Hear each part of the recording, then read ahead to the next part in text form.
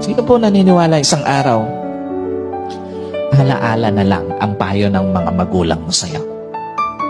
At sino po naniniwala, isang araw, yung nanay na kasama mo ngayon, maaaring katabi mo ngayon, yung tatay na kasama mo ngayon, isang araw, aalalahanin mo na lang din. Hindi kayo forever na magkasama. Kaya nga, lahat ng magulang hanggat kasama pa yung anak, gagawin ng lahat. Ipapayo lahat ng mabuti, paaalalahanan ng anak kasi alam niya, isang araw, iiwan niya yung kanyang mga anak.